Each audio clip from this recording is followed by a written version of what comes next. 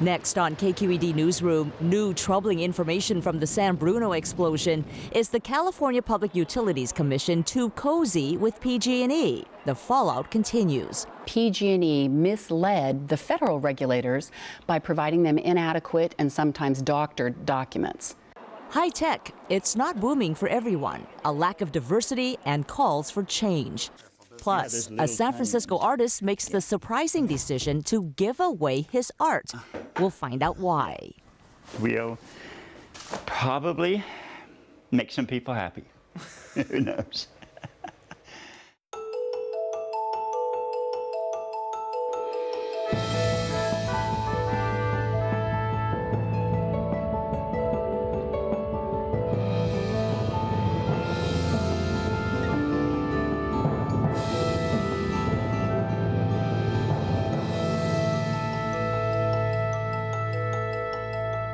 Good evening and welcome to KQED Newsroom. I'm Thuy Vu.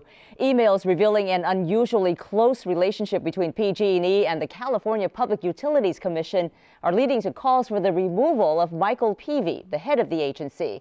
The mayor of San Bruno says state officials are subject to undue influence by PG&E and that state oversight of the utility is corrupted. This comes as PG&E was hit with a 28-count federal indictment charged with obstructing an investigation into the cause of the 2010 pipeline blast in San Bruno. It killed 8 people, destroyed 38 homes, and leveled a neighborhood.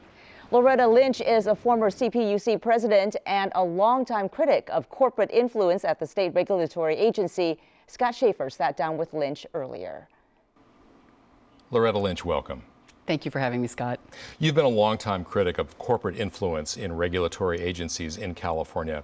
What troubles you the most about these emails that went back and forth between PG&E and the California Public Utilities Commission? Well, the emails finally show what we've all suspected for a long time, that the regulator has given up regulating and instead has cozy relationships with the regulated entity. Instead of cracking the whip and making sure that every dime that is spent is just and reasonable, the regulator is telling the utility how to make more money off the ratepayers' backs. The PUC was envisioned by progressives as kind of an independent watchdog. You're describing a lapdog. Is that what's happened? It's absolutely a lapdog, and now a toothless tiger. If anything, they're in the same cage. It's a real problem when the PUC both pressures its line employees not to go after documents, not to have evidentiary hearings, not to do anything that would require the utility to tell the truth. So what you're describing is not necessarily illegal, is it? It's perhaps unethical, it's unprofessional, it's not what was envisioned for the PUC. I mean, put a word on it. What is it? Well, it's up for the prosecutor to decide if it's criminal, but clearly it's unethical. Clearly there is an appearance of impropriety, and there may be an actuality of impropriety. And a federal grand jury this week did charge PG&E with obstruction of justice. What do you see as the relationship between that fact and this other kind of coziness between the utility and the PUC? Well, the obstruction of justice charge, as I understand it, is because PG&E misled the federal regulators by providing them inadequate and sometimes doctored documents. And so you can't mislead a regulator, you have to tell the truth. But the problem with the PUC's emails and how it relates to the indictment is the PUC has systematically stopped requiring formal processes in which the utility at the state level is required to tell the truth. So now, instead of evidentiary hearings, they have workshops and seminars where they're not under oath, where nobody's testifying. The utility can say whatever it wants to the state. So the problem here is, thank goodness that the federal regulators kept the formal processes where they could then say, look, this is obstruction. You served on the PUC under Governor Davis and also under Governor Schwarzenegger for 5 years. How does it work? How do these lobbyists and corporate interests try to influence the regulators? The secret way or the public way? Either one, both. So the secret way is they call you up and they ask you to meet, or they ask you for lunch, or they ask you for dinner. And then they supposedly talk about process when they really tell you what they want, which is why I didn't engage in those meetings, because it's inappropriate. Often, and certainly in the San Bruno cases, the PUC commissioners are sitting as judges. And you would not want a judge to sit down with one party and work out a deal, which is exactly what's happening at the PUC. Michael Peavy is the chair of the PUC. He served with you for a time. He became chair when you were demoted by Governor Davis over some of these kinds of issues and public openness and so on. And I want to be clear, you were pushing for more openness at that time. But I'm wondering, Michael Peavy, it's not the first time he's been under the microscope. He's accepted many, many gifts, trips to Hong Kong and Australia, New Zealand. Is it just time for him to resign? Yes. Unfortunately, the integrity of the agency is at stake. People's trust in government is at stake. And when the regulator has a cozy relationship and there's a culture of co-option that goes from the head, the top, down, it's time for the top to go. Now, his term is up. The governor can't remove a commissioner, I understand, but his term is up at the end of this year. He also happens to be married to a state senator, Carol Liu. What do you see? Is that just coincidental? Is this the Senate kind of taking care of one of its own in terms of not really raising many criticisms? We haven't heard the governor be critical either of Michael Peavy. Well, the governor can do one thing. The governor can take him out as president. The president serves at the pleasure of the governor, and if the governor and the president don't see eye to eye and aren't working in lockstep, then the president should be taken out. I became a commissioner because at some point, the governor who appointed me and I did not see eye to eye on the energy crisis and how to stop deregulation. So if the governor would like to show the people of California that he does not see eye to eye on this culture of co-option, then he should take Michael Peavy out as president. Just a few seconds left. What does all this suggest to you in terms of potential policy changes, legislation up in Sacramento? Well, we have to come back to first principles. The PUC should not be entitled to deference by a court if it's going to have workshops and seminars and backroom deals. Instead, it's supposed to function like an administrative agency. You're supposed to have evidentiary hearings. You're supposed to be able to get documents and look at those documents. If the PUC is not even going to ask for the documents, how are they going to know when PG&E is cutting corners, as we now do know, but not courtesy of the PUC. It's courtesy of the feds and of the absolutely tragic event in San Bruno. And obviously you feel it's time to turn that around. Absolutely. We have to go back to first principles, and the regulator has to regulate the utilities and not do their bidding. All right, Loretta Lynch, thank you so much. Thank you. Well, while tech thrives in the Bay Area, not everyone is enjoying the boom equally. The industry is being criticized for lack of diversity when it comes to age, gender, and ethnicity. Recently, a worker over 50 years old filed a lawsuit against Twitter for age discrimination. And in the last few weeks, a number of high-tech companies, including Twitter, Google, and Facebook, released their employee demographics. They show Silicon Valley companies are largely filled with young Caucasians and Asian males. Joining me for a look at the reasons, the impact, and possible solutions are Eric Abrams, Director of Diversity Initiatives at the UC Berkeley Haas School of Business, Michelle Quinn, business columnist for the San Jose Mercury News, and Laura Sydell, digital culture correspondent for NPR. Laura, why are so many high-tech companies predominantly Asian or Caucasian men? Well, I think we could start with the Caucasian men. The history of the Valley is one of Caucasian men. It started when William Shockley, who invented the transistor, opened up shop here and he hired a bunch of white guys. I think, on the Asian front, it seems like a lot of it's probably immigrants, too. We have a lot of people coming here from outside the country who've been trained at technical colleges back in India. The United States, some will say, is not turning out enough computer science majors. It's funny that you bring up William Shockley, because beyond inventing the transistor, he was a racist. He was not someone who was the champion of diversity. No, he was not. If we look at him as the father of Silicon Valley, that might indicate some of the problems that we have today. It could, although he didn't last long. No. He really disappeared pretty quickly, and I just think that, it was this group of men who founded Fairchild Semiconductor, and people tend to hire the people they feel comfortable with, and that's always, I think, something you have to work on. If you want to be diverse, you have to open yourself to people who are going to be culturally different from you. So I was just going to add that sometimes in a startup, particularly in a startup culture, who are you going to start up a company with? You're going to start up a company with a friend, with somebody you feel comfortable with. Because you're working such long hours and in such close quarters. The thing that also interests me about the data is that also, although, Eric, they reveal some things about race and about gender, there isn't a lot of info on age. What do we know about age, and is there a lot of age discrimination going on at high-tech companies? Well, I think if there's certainly age discrimination, but it's probably a soft age discrimination. Like you said, people are used to hiring what they're comfortable with. The stereotype of the Silicon Valley employee is the 25-year-old guy in a hoodie, right, who's a recent college grad and he's very brilliant. I think that there are also brilliant people who are women, who are people of color, who are over the age of 40, who could have an impact on these companies. I just want to add on the age front that you know, Mark Zuckerberg sort of famously made a comment that he did think that young people were more brilliant, and I think there's also a feeling that if you get people right out of college, they're up on the latest tech, and so there's discrimination on that front. Because they think somehow you've got the latest stuff if you're coming hot out of college. Well, Michelle, let me ask you this then. What is the impact of this lack of diversity? Is there an impact from a business standpoint? What's the impact from a social standpoint? Well, I think that what's interesting to me is the business standpoint. I don't know. The companies, particularly Google, says we are hurting our own innovation by not having a more diverse workforce. This is hurting innovation, and that's arguable, but they pull out research. Hurting innovation in what sense? That they say that because we're homogenous, we are missing out on key bits of innovation. We don't even know, but because we've made these kind of choices, and we need to change. And for the sake of our company and our shareholders, we need to change. So maybe there are services or products they haven't thought of because they don't have a diverse exactly, and that's workforce. that's what Google says, and I think that they're most kind of aggressive in terms of that point of view. Socially, you know, we are at a point, as you all know, where the whole Bay Area is asking who's benefiting and who's not benefiting.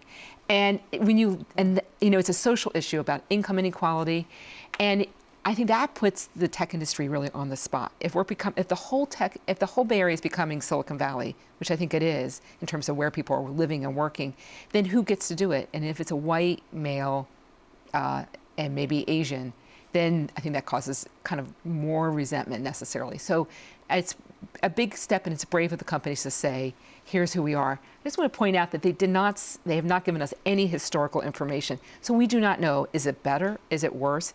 And I bet they do have that information. Yahoo's been around for 20 years. And that would be helpful to know. I would add on that front, there used to be more women in computer science. The percentage of women majoring in computer science has gone down significantly. It was over 30% in the 80s. Why is that? Even higher, I think. It might have been over 40%. Some of it is, I think, simply that it wasn't seen as a prestigious career. And as it grew in prestige, as you know, Steve Jobs and Bill Gates were on the cover of magazines, more men started to turn there. I think that's part of it. Because if you look at medicine and law, 50%, more than 50%. And I don't even know at the business school. Right, and that's actually become it's a significant problem in business schools. Some business schools are celebrated when they hit 40% female. At Haas, generally our student body, depending on the program, is between 30 and 35% female, and that's not good enough. We would like to have more women. We seek more women, but we haven't done a good enough job of it. Let me ask you this. Does a company's employee makeup need to reflect its customer base? And I ask this because Twitter released its numbers last week, and Twitter is 59% white. Its leadership is 72% white men. But African Americans, Latinos, and Asian Americans make up 41% of its customer base. So it seems like it's got decent market penetration in those groups, even though those groups don't necessarily make up a large percentage of its workers. Is it necessary? I think it is necessary. It's got, a company like Twitter has terrific market penetration now, but that does not mean they will have terrific market penetration 5 years or 10 years from now. And if I were running a company, I would want to look at the future and where the company is going to go. When my kids first started getting into computers, people were using MySpace. Oh, remember that? Yeah, Whatever happened to MySpace? Yes, and that's one right. of the things is they were not responsive to their customer base, right? So they kind of went away. I don't think it's hard for us to see this, but I think Facebook could go away. Google could go away. Twitter could go away or be much less influential unless they figure out how to bring in a wider variety of people into their workforce. I wanted to bring up something we had talked about earlier, which is, okay, here's an idea that some white guy thinking of an app wouldn't think of. There's an app called Be Safe. It was invented by a woman, and it uses GPS and social media so that when you leave someplace on your way home, you can alert the people closest to you that you're leaving, and they can track your path home. To make sure you got home safely. And that's not something a man would have thought of necessarily. Right. No. But it's a great business opportunity, right? You know, one thing I'm interested in is, will shareholders start caring about this issue?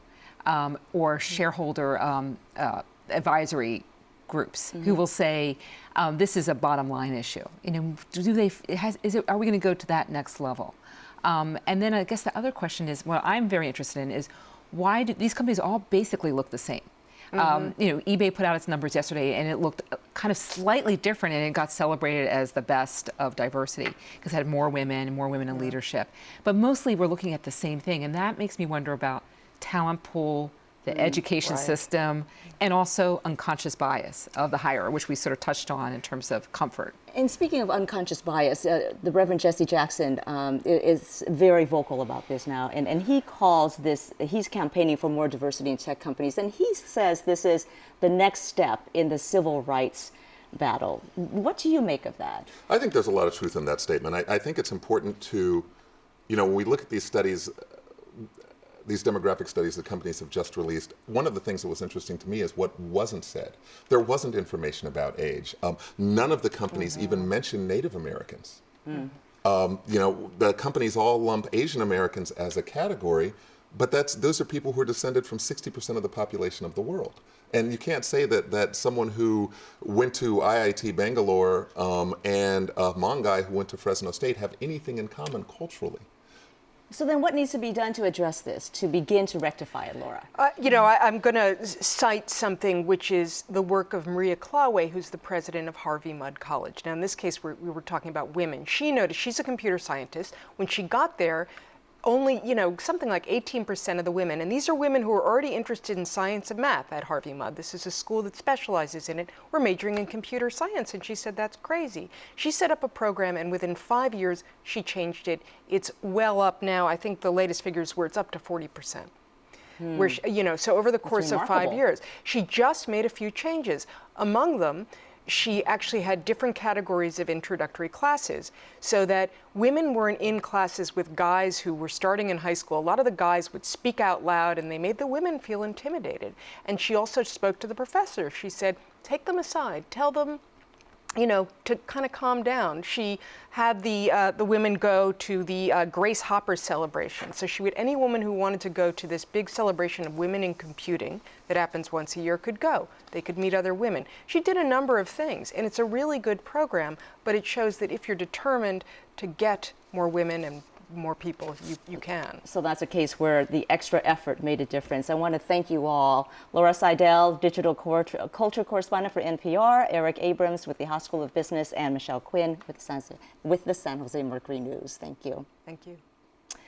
And now, a surprising act of generosity and a rare opportunity for contemporary art fans. For the past 6 decades, San Francisco artist Ronald Chase has worked in a variety of mediums, from abstract paintings and drawings to mixed media and photography. Some of his finest work is in the collections of major museums in Paris, Canada, New York, and our own SFMOMA. You know, this is work I did in the 60s when I was actually first working with photographs. These are sort of discovery pieces. And then, of course, I was exploring what watercolor could do.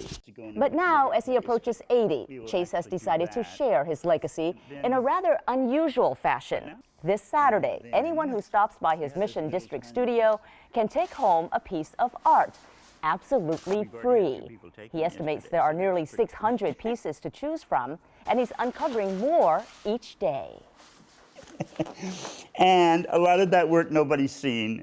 Nobody has, you know, it's never been exhibited. And so this is the kind of surprise group that really good people that know what they're doing will probably enjoy. So just what is inspiring Ronald Chase to give away his art? He's here now to tell us all about it. Welcome. Well, Qui, thank you very much for having me. But you know, when you really think about it, I'm not really giving away all my art. I'm giving away works on paper. And in about a 50-year career, if you work every day and you have done all sorts of experiments with series, you're going to have a lot of work. And so the first thing that inspired me is the fact that I have too much work. It will never be seen. Probably when I die, it might be destroyed. And I'm going, why don't I try to give it to people that might really love it? Well, give us a sense of the scope of the work then, because you've been doing this for decades. How many pieces are Well, I think there's going to be about 500 or 600 that I'll give away today. But I have accumulated at least 2,000, maybe 3,000 pieces on paper. Now, that's a case in point. But you know, I think it allows us to open a dialogue a little bit about what makes things valuable. I think lots of artists are very disturbed by the incredible way that money has kind of taken over the art world. It always has, but today it's almost like excessive.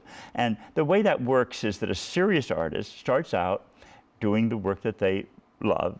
They hope that perhaps a gallery might see their work and start representing them. They hope that collectors might start collecting their work.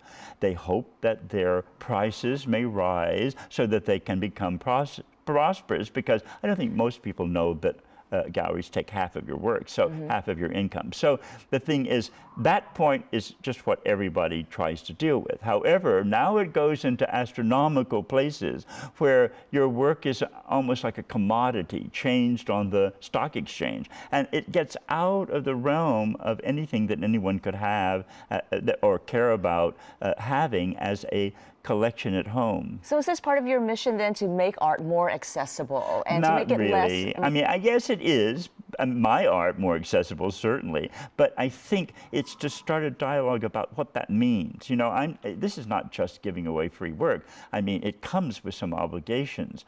People are going to have to promise never to sell it, never to make a profit from it. They also are going to promise to actually frame it archivally so that they will preserve it. And my idea of a frame is if a museum asks to borrow it, they don't have to reframe it. It's that kind of frame. So in a sense, that's an investment. And I'm hoping that some younger people that had thought that collecting art is way out of their range, they don't have any money to do that, they have to be a millionaire before they can start collecting art.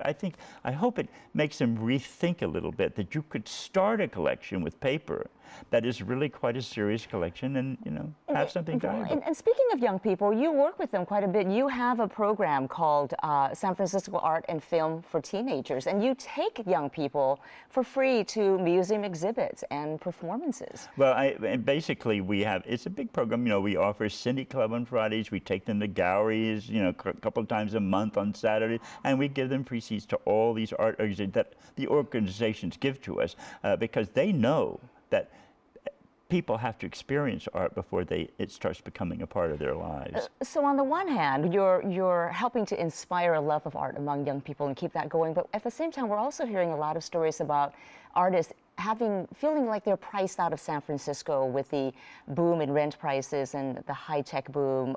There are some hard feelings about that. What's your feeling about that? Well, I think it's the way the world passes. Everything evolves. Artists are always on the cusp of development. They make a place interesting, and then everyone else wants to come. And I think that that's just a rule of the game. You know that you're going to have to move to a new environment, and in that environment you will make that interesting, and then other people will come. And it's like the artists are sort of the pollinators of something interesting. Places that are interesting, and I think it's just literally something that a natural evolution. Yes, in your it's mind. a natural evolution. All right, before we go, when and where can people find your art this Saturday for free? It starts at noon. We're going to try to accommodate as many people as we can at once. It will be in front of 540 Alabama. And we don't know how long that's going to take, so people have to be very patient, because we can only allow a number of people to pick what they would like at the same time. All right. Well, come early if you want the good stuff. Ronald, thank you for joining us. Thank you for having me. All right.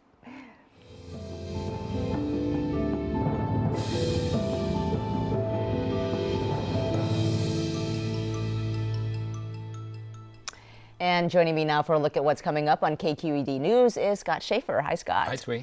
A big ruling on California high-speed rail this week. After a major legal setback last year, a 3-judge panel came back on Thursday and overturned a lower court ruling that had blocked the sale of bonds to pay for the train. What did the judges say? Well, the judges reversed that lower court ruling, as you said. That judge last year said that the state was proceeding with a plan that the voters didn't approve. And so he had blocked the sale of the bonds. Now this 3-judge panel ruling 3-0 allows that to go forward. And it came at a critical time because they're just getting ready to build that first stretch between Modesto and Bakersfield. Now they can sell those bonds and go forward. Now there may be another appeal with the state Supreme Court, but it's really good news for Governor Brown, who's really made this one of his legacy projects. Not so good news for his opponent, Republican Neil Kashkari, who's been calling this the crazy train. So that issue may recede a little bit. Another statewide issue, the drought. We're in the midst of a historic drought, as you know, and the state is drastically reducing its water allotments to growers. So now many are turning to underground water supplies, aquifers. There's a new report out this week, though, that found that we know very little about usage of that water. Yeah, we really do. I mean, California is one of the few states that doesn't really regulate or even monitor these underground water supplies. And so there's concerns that, some cities rely entirely on aquifers for their water.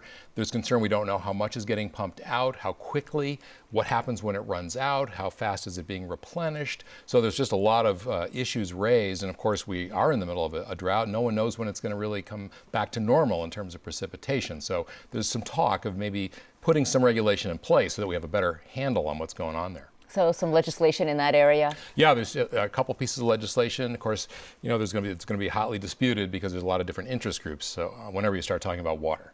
And speaking of legislation, the legislature goes back to work next week. What's on the table? Water. For one thing, they've got to decide on whether to replace a water bond that's currently on the ballot for November, Prop 43. Everyone agrees that one's too big. They want to do some underground storage of water, build some new, perhaps a reservoir or dam. But again, environmentalists, ag groups, water agencies have different points of view on this.